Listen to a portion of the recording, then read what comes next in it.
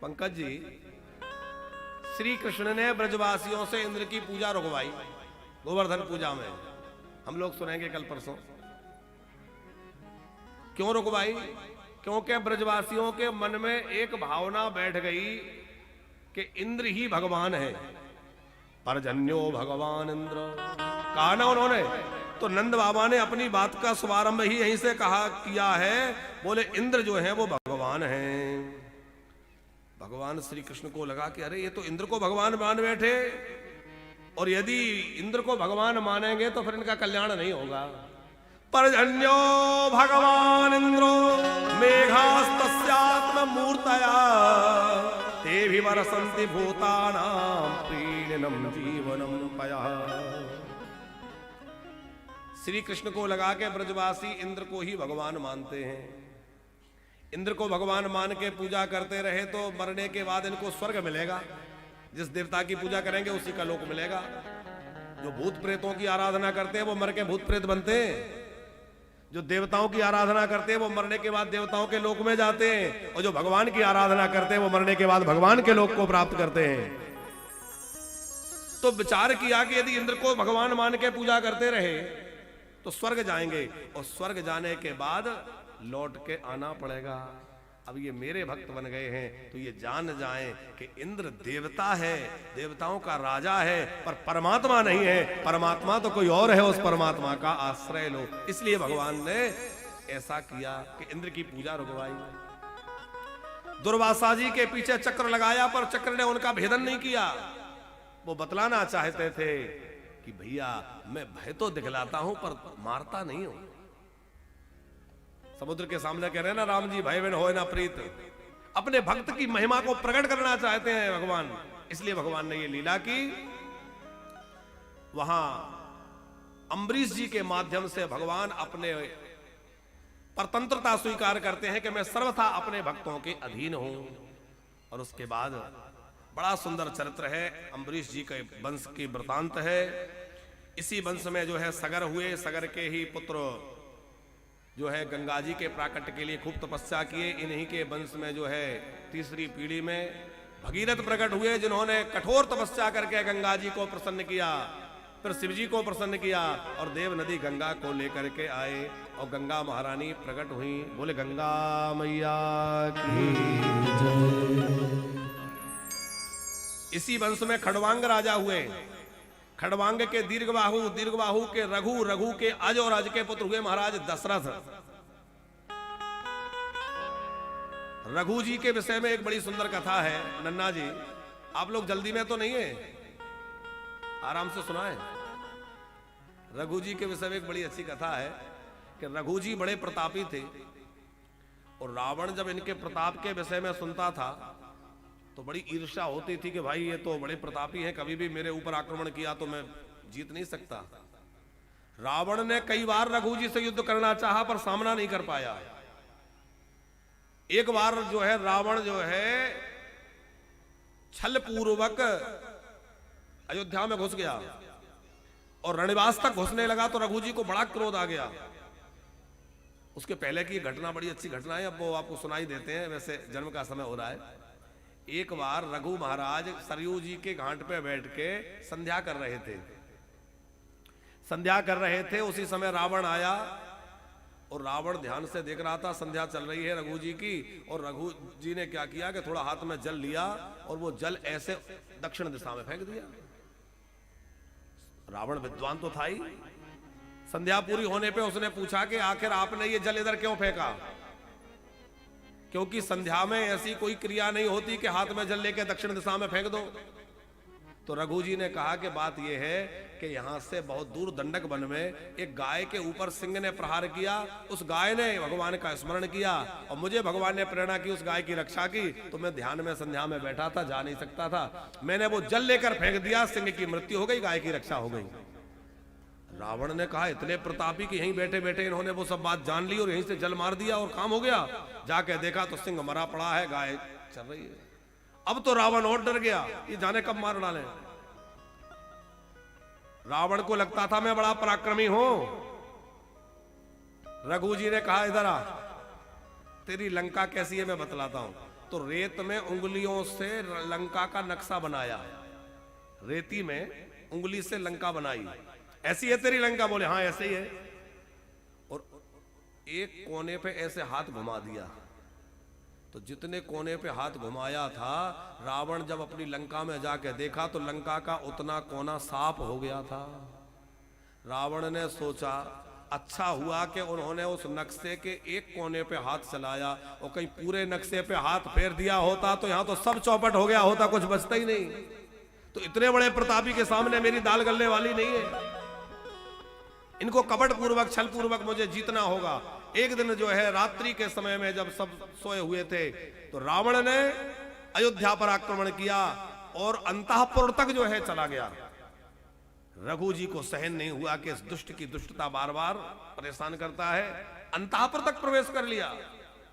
तो रघु जी ने अपना धनुष उठाया, बाण निकाल के जैसे ही संधान किया, ब्रह्मा जी सामने प्रकट हो गए। ये क्या कर रहे हो? बोले इस दुष्ट को मार रहा हूं। बोले इसको मार दोगे तो मेरी बात झूठी पड़ जाएगी। अरे मैंने इसको वरदान दिया है, भगवान प्रकट होने वाले हैं, तुम्हारे ही वंश में राम जी प्रकट होंगे और तुम इसको मार दोगे तो मेरी तो बात झूठी हो जाएगी। रघु जी बोले देखो बाण तो चढ़ गया सो चढ़ गया, अब ये बताओ इस बाण का क्या करूं? ब्रह्मा जी बोले देखो ये मरेगा तो इसी बाण से, पर अभी नहीं, आप ये बाण मुझे दे दीजिए। आपके वंश में परम ब्रह्म परमात्मा अवतार लेकर आएंगे और मैं ये बाण उनको दे दूंगा और इसी बाण से रावण की मृत्यु होगी। अब वो रावण की मृत्यु निश्चित हो गई, इस बाण से होगी। ब्रह्मा जी ले गए। रावण को पता चल गया कि मेरी मृत्यु उस बाण से ही होगी और किसी से नहीं होगी। उसने तपस्या करके ब्रह्मा जी से वरदान में वो बाण मांग लिया और लाके अपने घर में एक खंबे में चुनवा के छुपा दिया। इसीलिए लोग कहते हैं ना कि रावण ने अपनी मृत्यु को बांध रखा था या रावण ने मृत्यु को बंदी बना रखा था। तो मृत्यु को बंदी बनाने का मतलब उस बाण को उसने अपने घर में छुपा के रखा था। बाण नहीं मिलेगा, मरेगा नहीं। अब राम रावण का युद्ध हो रहा था, राम जी खूब बाण चला रहे थे, सर कट कट के गिर रहे थे, लेकिन फिर लग जाते, फिर सर कटता, फिर जुड़ जाता। तो विभीषण ने जो भेद बतलाया, क्या भेद बतलाया? वही बाण वाला। लोग समझते हैं कि वो नाभि में अमृत है, वो भेद बतलाया, वो तो ठीक है, पर मूल भेद ये बतलाया कि जब तक वो बाण राम जी आपके हाथ में नहीं आएगा ये दुष्ट मरेगा नहीं। बाण कौन लाएगा? हनुमान जी बोले जो काम किसी से ना हो वो हमें छोड़ दो। तो हनुमान जी ने क्या किया कि वो बाण लेने के लिए गए, तो ब्राह्मण का भेष बना के गए और मंदोदरी ने बड़ा सत्कार किया। ब्राह्मण देवता आए हैं और पूछा कि ये बताओ युद्ध चल रहा है, मेरे पति जीतेंगे कि नहीं युद्ध में? अरे देवी तुम्हारे पति तो बड़े प्रतापी हैं, अवश्य उनकी विजय होगी, तुम्हारे जैसी उनकी अर्धांगनी है। और देखो देवी जब तक वो बाण नहीं मिलेगा वो तो मर ही नहीं सकते। अरे तो ब्राह्मण बड़े ज्ञानी हैं, इनको बाण का भी पता है, वो तो किसी को पता ही नहीं। मंदोदरी बोली वो तो मैंने बढ़िया छुपा रखा है। अच्छा कहाँ छुपाया? ठीक से तो रखा है, कहीं गड़बड़ तो नहीं रखा? बोले नहीं नहीं वो बढ़िया व्यवस्थित रखा है, वो हमने वहां अमुक अमुक जगह पूरी तरह दबा के छुपा के रखा है। और जैसे हनुमान जी को पता चला अमुक जगह रखा है, जा करके एक मुक्का मारा, खंबा टूट गया, बाण निकाल लिया। और बाण निकाल के जब लाए तो राम जी के हाथ में हनुमान जी ने बाण दिया। और जब लिखा है ना छाड़े सर 31, तो 20 बाण 30 बाण तो राम जी ने अपने छोड़े और 31वां बाण वो रघु जी वाला छोड़ा। और जो 31वां रघु वाला बाण था वो रावण के नाभि में जाकर लगा और उसी से रावण की मृत्यु हो गई और राम जी विजयी हो गए। बोले अयोध्या तो वही रघु जी का बाण है। और उसी बाण की बात जानकी जी ने याद दिलाई थी वहां, खाले सुध नहीं रघुवीर। तो रघुवीर के बाण का मतलब हनुमान जी के लिए तो लोग कहते ही हैं, पर वो बाण क्या तुझे पता नहीं है कि इसी रघुवंशियों का वो बाण जिससे तू बचा बचा भाग रहा है, और उसी वंश में प्रतापी राम प्रकट हुए, क्या उनसे बच लेगा? दशरथ जी बड़े धर्म धुरंधर हैं, गुणनिधि हैं, ज्ञानी हैं। 3 रानियां हैं, ज्ञान शक्तिश्च कौशल्या। कौशल्या ज्ञान शक्ति है, कैकेयी क्रिया शक्ति है, सुमित्रा उपासना शक्ति है। और वेद की जब तीनों शक्तियां प्रकट होती हैं तो 4 प्रकार के फल प्राप्त होते हैं। और 4 फल क्या हैं? बोले धर्म अर्थ काम मोक्ष। और 4 फल ही मानो 4 पुत्र बन के आए हैं, राम लक्ष्मण भरत शत्रुघ्न के रूप में 4 फल आए हैं। और भागवत जी में कृष्ण कथा के पहले राम कथा है। क्यों? बोले कृष्ण की लीला तभी समझ में आएगी जब पहले राम की मर्यादा को समझेंगे, राम की लीला को समझेंगे। जब तक राम की लीला नहीं समझोगे तब तक कृष्ण की लीला समझ में नहीं आ सकती। इसलिए पहले राम की मर्यादा को समझा जाए, राम के चरित्र को। इसलिए पहले राम जी का चरित्र आया है। राम जी ने प्रकट होकर के पुत्र का क्या कर्तव्य है, पति का क्या धर्म है, मित्र कैसा हो, भाई कैसा होना चाहिए, ये सारी बातें राम जी ने जी करके दिखाई हैं। मनुष्य का जीवन कैसा हो। देखो राम जी का जन्म बिल्कुल वैसा है जैसे कोई फिल्म बनाने वाला जो उसका निर्माता है वो पहले तो अभिनय करने वाले एक्टर्स को बतलाता है कि देखो तुम्हें ऐसे चल के जाना है, ऐसे बोलना है, ऐसे ऐसे करना है, सिखाता है ना पहले। और मान लो फिर भी कलाकार ठीक से ना कर पाए तो कभी कभी वो खुद चल के दिखाता है, देखो मैं बतलाता हूं, ऐसे चलना, फिर ऐसे बोलना, फिर ऐसे करना। तो भगवान ने वेद और पुराणों के रूप में मनुष्य को बतलाया, ऐसे करना, ऐसे करना, ऐसे चलना। और मनुष्य फिर भी नहीं चल पाया तो वह परम ब्रह्म जो है महामानव बन के आया और बतलाया कि देखो ऐसे चलना है, ऐसे करना है। राम जी ने खुद चल के दिखाया कि ऐसे करना है, करके दिखाया। और कई लोग आज के नए नए बच्चे कहते हैं कि हम पुराण क्यों पढ़े, शास्त्रों की बात क्यों माने। तो उनके लिए एक बहुत बढ़िया बात कह रहे हैं, छोटे छोटे बच्चे ध्यान से सुनना। पुराण क्यों पढ़े, कथा क्यों सुने। अच्छा ये बताओ, तुम मोबाइल खरीद के लाते हो या टीवी खरीद के लाए, वॉशिंग मशीन खरीद के लाए, तो उसके साथ एक छोटी सी किताब आती है कि नहीं? उसमें लिखा रहता है कि इसको कैसे उपयोग करना है, उसमें लिखा रहता है इसको ऐसे ऐसे मत करना नहीं तो खराब हो जाएगा, इसको ऐसे रखना है ताकि ये अच्छा रहेगा। एक निर्देश पुस्तिका होती है कि नहीं? अरे हाँ ना बोलो ना। टीवी लाओ, फ्रिज लाओ, प्रेस लाओ, उसके साथ एक बुक निकलती है, उस बुक में लिखा होता है इसको कैसे उपयोग करना है। तो बोले छोटी सी कोई चीज कोई कंपनी बनाती है तो उसके साथ भी एक निर्देश पुस्तिका भेजती है। और भगवान ने इस मानव को बनाया तो निर्देश पुस्तिका के रूप में वेदों को प्रकट किया भैया कि जीवन कैसे जिए। बोले इसमें लिख दिया ये करना ये मत करना, तब जीवन श्रेष्ठ बनेगा। तो वो निर्देश पुस्तिका है हमारे वेद, क्या करना क्या नहीं करना। दिव्य राम जी का औदात्त चरित्र है। गुरु भरते त्यक्तराज्यो विचरणवनं बन्ध्वपद्भ्यां प्रियाया पाणिस्पर्श क्षमाभ्यां मृजतपतिरुजो यो हरेन्द्राणुजाभ्यां वैरूप्या सूर्पणख्या परिविरुषारोषिता रोपिता वो ब्रजम् स्त्रावनिर्वद्ध सेतु खलदव दहना कौशलेन्द्रो दिव्य राम जी के चरित्र को 2 अध्यायों में सुखदेव जी ने गाया है। और फिर जो है श्री कृष्ण के प्राकट्य की कथा सुनाई है। राम जी सूर्यवंश में आए इसलिए दोपहर के 12 बजे आए, और हमारे कन्हैया चंद्रवंश में आए इसलिए रात्रि के 12 बजे मध्य रात्रि में आए। अभी कोई व्हाट्सएप पे, उस पे फेसबुक पे एक दिन हम देख रहे थे तो कोई लिख रहा था, पंकज जी कि भगवान रात को 12 बजे आए तो पहले घड़ी कहां चलती थी, कैसे पता 12 बजे आए। हमने कहा देखो मूर्खों का भी ठिकाना नहीं है। अरे भगवान मध्य रात्रि में आए, अब मध्य रात्रि 12 मान लो, 12:30 मान लो, अब वो आपकी मर्जी कितना बजे से मतलब नहीं है। भगवान मध्य रात्रि में आए, राम जी मध्य दिन में आए। ब्रह्मा जी के पुत्र अत्रि, अत्रि के पुत्र चंद्रमा, चंद्रमा के बुध, बुध के पुत्र पूर्वा। सुंदर चंद्रवंश की बात आई है। ययाति नाम के राजा, इनसे यदुवंश आगे बढ़ा। आहूक नाम के एक बड़े प्रतापी धर्मात्मा यदुवंशी हुए। अब देखो हम लोग यदुवंश में ही बैठे इसलिए यदुवंश की थोड़ी सी चर्चा कर दें। अब चूंकि यदुवंश में बैठे तो नन्ना ययाति नाम के एक बड़े प्रतापी राजा थे ययाति। इन ययाति जी के 2 विवाह हुए। एक तो हुआ श्री शुक्राचार्य जी की बेटी से जिसका नाम था देवयानी, और दूसरा विवाह हुआ शर्मिष्ठा जी से जो कि एक राजा की बेटी थी, बृहस्पति नाम के राजा की। तो देवयानी जो शुक्राचार्य जी की बेटी थी उससे 2 पुत्र हुए। एक का नाम हुआ यदु, एक का नाम हुआ तुर्वसु। यदु नाम के जो थे इनसे यदुवंश चला। और छोटी रानी जो थी राजा की बेटी, उनसे यद्रुहु, अनु और पुरु, ये 3 बेटे हुए। तो पुरु जो हुए उससे पांडवों का वंश कुरुवंश चला, उसी में पांडव आए, तो पुरु के नाम से कुरुवंश चला और यदु के नाम से यदुवंश चला।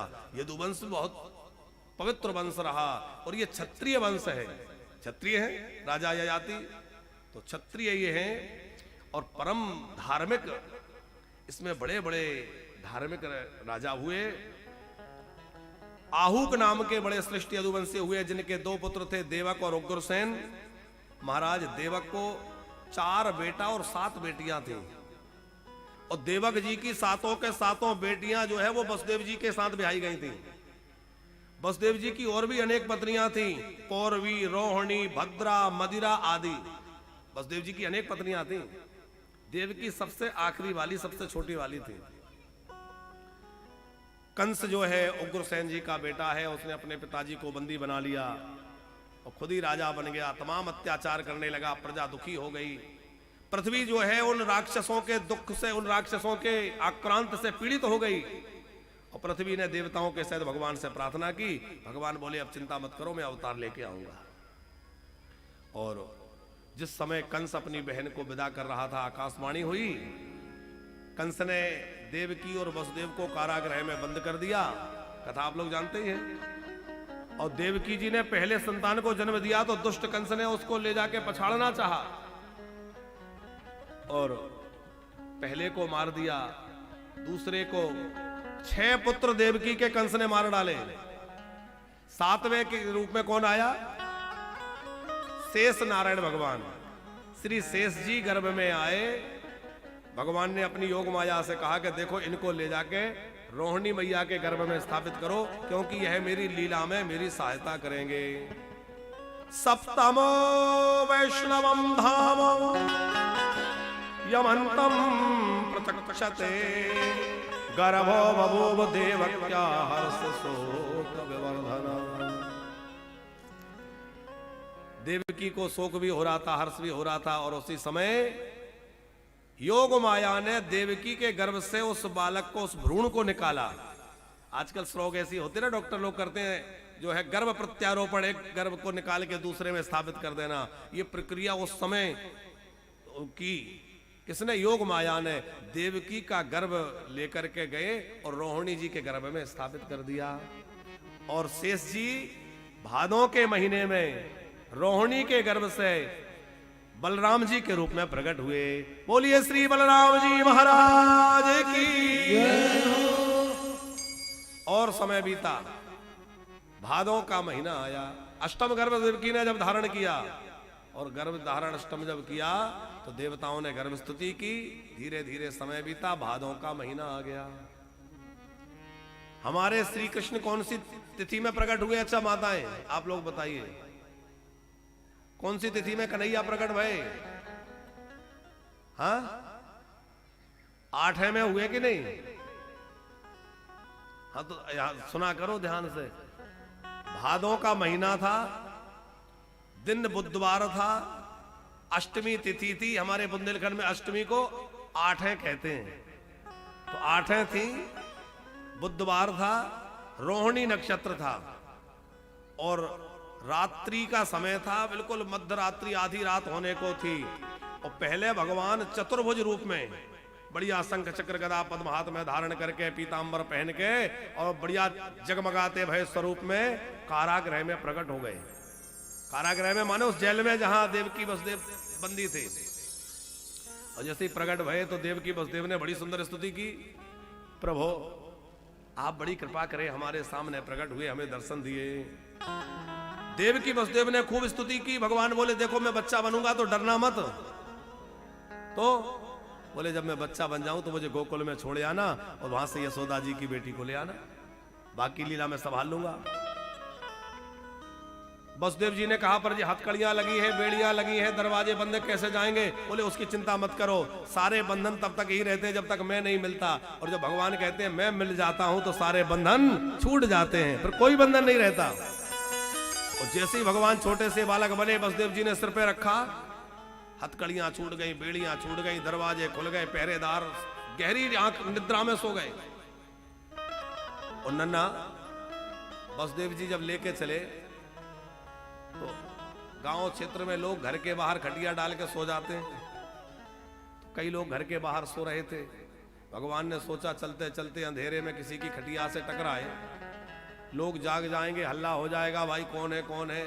गांव क्षेत्र में वैसे ही जल्दी हल्ला हो जाता है, क्या करें। तो भगवान ने एक लीला की कि मंद मंद फुहार बरसने लगी, हल्का हल्का पानी की बूंदें, और छोटी छोटी पानी की बूंदें आई तो जितने लोग बाहर सो रहे थे वो अपना खटिया बिस्तर लेके सब अंदर। एक संत बोले इसलिए पानी की बूंदें गिरी, उन्होंने मेघों ने सोचा कि हम भी घनश्याम हैं, ये भी घनश्याम है, हम भी नीले हैं, ये भी नीले हैं, तो हमारे ही जैसे ठाकुर जी हैं, तो हम कुछ प्रदान करें, तो जिसके पास जो होगा वो ही देगा। भगवान ने कह रखा है पत्रम पुष्पम फलम तोयम, अरे हमारे पास तो जल है तो जल ही अर्पित करें। तो मेघों ने जल बरसाना प्रारंभ कर दिया, मंद मंद फुहार पड़ने लगी, शेष जी ने ऊपर से छाया कर ली। और जैसे ही वसुदेव जी यमुना जी में गए, यमुना जी ने सोचा कि यही तो मेरे प्रियतम हैं, प्राणनाथ हैं, पति बनेंगे। सोचा कि इनके दर्शन तो कर लूं, चरण तो छू लूं। तो जल की धारा बढ़ती गई, अब वसुदेव जी डूबते जा रहे हैं, जल बढ़ता जा रहा है। ठाकुर जी ने देखा कि देखो तो सही ससुर जी डूबे जा रहे हैं, इनको मिलने की पड़ी है। तो टोकरी में से धीरे से पैर नीचे लटकाया और एक ठोकर मारी, तो मानो भगवान ने यमुना जी में ठोकर मार के कहा हो कि शर्म नहीं आती, ससुर जी की दाढ़ी डूबी जा रही है और तुम्हें मिलने की बड़ी। ठोकर मारी, यमुना जी नीचे चली गई। और यमुना जी नीचे गई, वसुदेव जी लेकर के पहुंच गए गोकुल में, और सब सोए हुए थे खर्राटे में जाके। योग माया का प्रभाव था। यशोदा जी को खुद को पता नहीं चला कि मैंने बच्चे को जन्म दे दिया, बेटा हुआ कि बेटी हुई, वो भी नींद में सो रही हैं। योग माया का प्रभाव। नंद बाबा सब सोए हुए हैं और श्री वसुदेव जी गए, अपने लाला को सुलाया, नीलमणि को वहां रख करके यशोदा की सुंदर वह कन्या उसको लेकर आए, वो तो साक्षात माया थी। जैसे ही कारागृह में आए, फिर से दरवाजे बंद हो गए, बेड़ियां हथकड़ियां जैसी की तैसी लग गई, पहरेदार जाग गए, हल्ला हो गया। देवकी ने 8वें गर्भ का 8वें संतान को जन्म दे दिया, 8वें संतान को जन्म दे दिया। कंस ने सोचा कि भाई 8वें से तो सबसे ज्यादा खतरा है, दौड़ के आया। और कंस दौड़ के आया तो पता चला अरे बेटा नहीं बेटी भैया। फिर सोचा बेटा हो या बेटी खतरा नहीं लेना चाहिए, मार डालो। तो जैसे ही उस बेटी को देवकी के गर्भ गोद से खींचा पछाड़ने के लिए, वो देवी जो है हाथ से छूट के आकाश में उड़ गई और कहा कि अरे दुष्ट मुझे क्या मारता है, तुझे मारने वाला तो कहीं और आ गया, तेरे मारने की व्यवस्था हो गई। अष्टभुजी रूप बन करके चली गई और बाद में वही देवी विंध्याचल में जाकर विराजमान हो गई। बोले विंध्यवासिनी की नाम धेयानि कुर्वन्ति स्थानानि च नरा भुवि दुर्गेति भद्रकालीति विजया वैष्णवीति च। वह दुर्गा भद्रकाली विजया वैष्णवी नाम से विख्यात हुई। और इधर कंस ने देवकी जी से क्षमा मांगी, बहन मुझे पता नहीं था कि देवता भी झूठ बोलते हैं, मुझसे कहा था तेरे द्वारा मेरा शत्रु जन्म लेगा, मैंने बेकार में तुझे इतना दुख दिया और वो मेरा शत्रु तो कहीं और चला गया, वहां और कहीं जन्म ले लिया। अपनी बहन देवकी और बहनोई वसुदेव जी को कारागृह से कंस ने निकाल दिया, मुक्त हो गए। लेकिन कंस का भय, कंस की चिंता कम नहीं हुई। अब कंस को छोड़ो, उसकी हालत पे देखो, हम क्यों कंस की चिंता करें, मरेगा, जो गलत करेगा वो मरेगा कि नहीं। हम लोग कहां चले, अरे जहां लाला भय हैं वहां चले। तो नंद बाबा की 2 बहनें हैं, एक का नाम है नंदा, एक का नाम है सुनंदा। वो जब उन्हें पता चला कि भाभी को कोई प्रसव होने वाला है, बच्चा बच्ची होने वाला है, तो बड़ी दिनों से आ गई थी सेवा करने। और सांडिल्य जी ने कहा था अष्टमी को ही संतान होगी।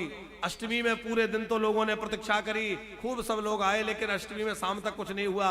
रात्रि तक नंदा जी ने प्रतीक्षा की और थोड़ा कमर सीधी करने चली गई। कब योग माया का क्या प्रभाव, ऐसी नींद आई पता ही नहीं चला। और ब्रह्म वेला में उठ के देखा, अरे भाभी ने तो लाला को जन्म दे दियो। दौड़ के गई, भैया गजब है गया, नंद बाबा गजब है गया, भैया गजब है गया। नंद बाबा ने पूछी, बहना कहा भयो? फिर बोली कि शर्मा के कछू ना भयो। अरे कछू तो भयो। फिर बोली, अच्छा ये बताओ क्या दोगे? बोले जो चाहिए। तिजोरी की चाबी नंद बाबा ने हथेली में रख दी। बहना ये तिजोरी की चाबी, जो लेना है ले लेना, जल्दी बता कहा भयो? नंदा बहन बोली, तो भैया तेरे घर में लालो भयो है। और जैसे ही कही कि लाला भयो है, नंद बाबा उछल पड़े। जोर जोर सहनाई बजने लगी, मृदंग बजने लगे, ढोल बजने लगे, जय जयकार होने लगी और सब लोग बधाई दे रहे हैं। और आप सबको भी लाला के प्राकट्य की बधाई हो। पर ऐसे थोड़ी बधाई होती है, कैसे होती है? जरा नाचते भय, झूमते भय, उछलते भय।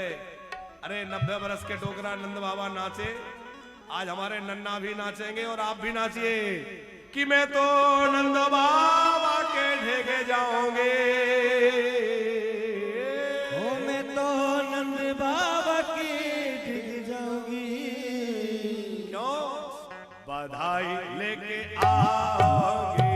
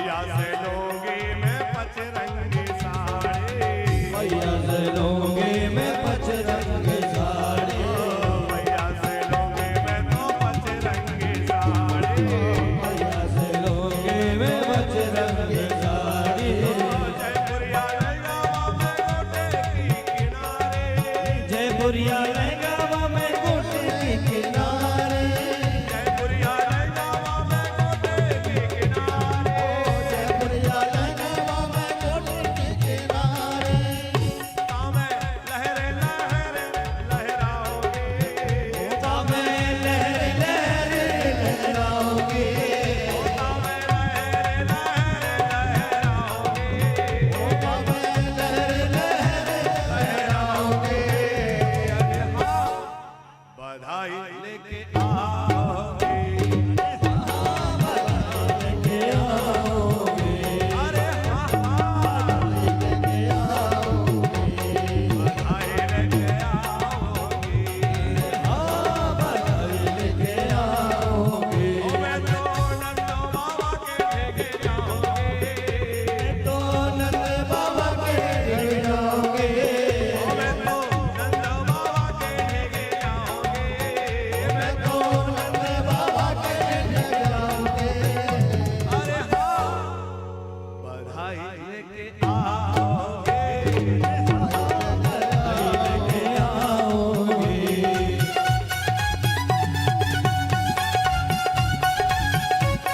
बधाई हो।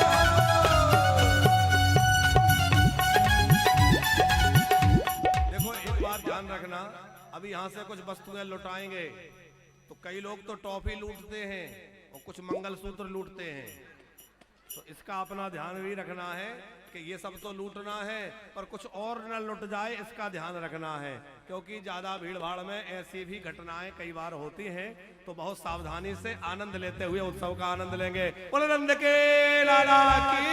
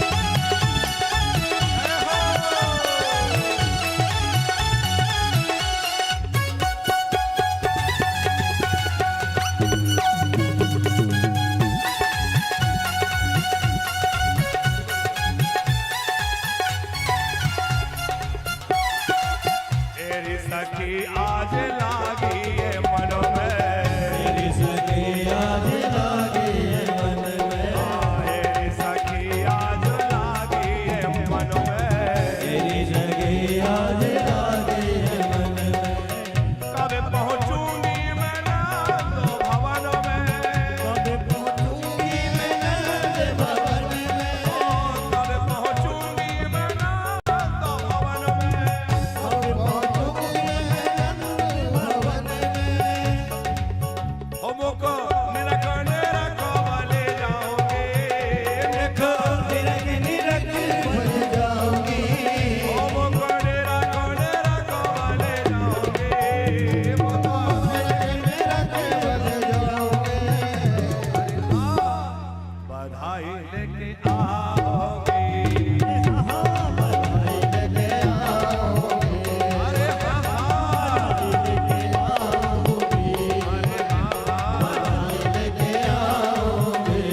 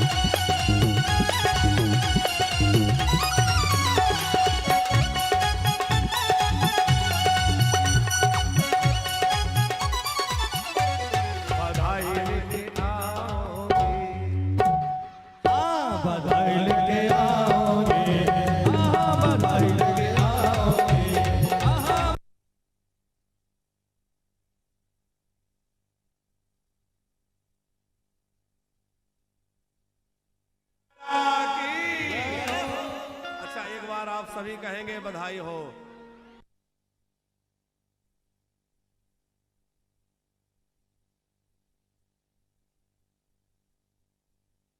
यशोदा मैया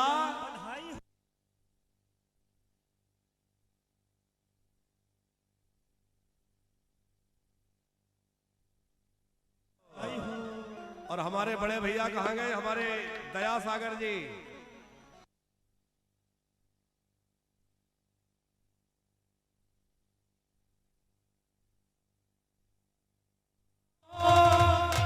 अरे लाखों बार बधाई।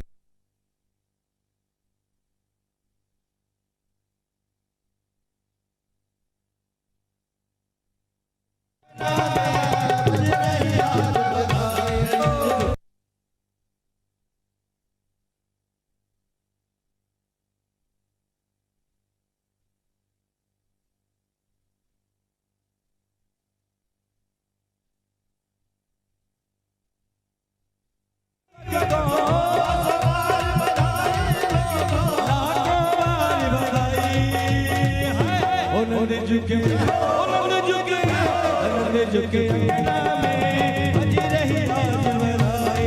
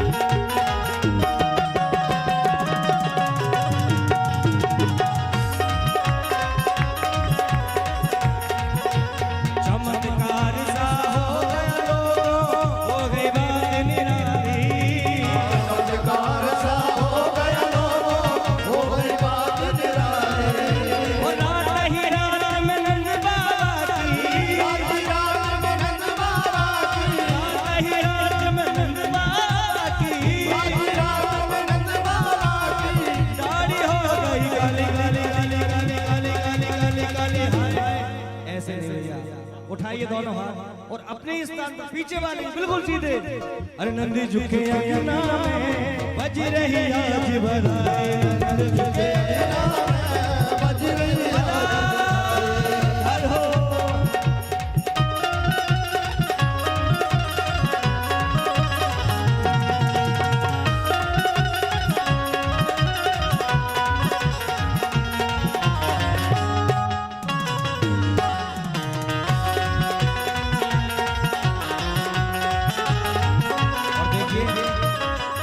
जो हमारे कृष्ण कन्हैया लाल का पूजन करना चाहें बधाइयों का भी आनंद लेते जाएं और हमारे ठाकुर का पूजन भी करते जाएं। श्री राधे।